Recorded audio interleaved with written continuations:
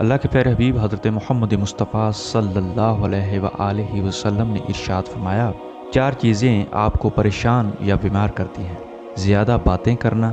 زیادہ سونا، زیادہ کھانا، زیادہ لوگوں سے میل جول۔ تاجدار مدینہ سرور سینہ حضرت محمد رسول اللہ صلی اللہ علیہ وآلہ وسلم نے ارشاد فرمایا، 4 چیزیں آپ کو ختم کرتی ہیں: پریشانی، غم، بھوک، دیر سے سونا۔ اللہ کے پیارے حبیب صلی اللہ علیہ وسلم نے ارشاد فرمایا، 4 چیزوں سے چہرے کی رونق ختم ہو جاتی ہے اور خوشیاں چلی جاتی ہیں: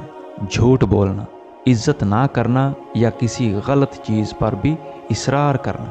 بغیر معلومات اور بغیر جانے ہوئے بحث کرنا، کسی غلط چیز کو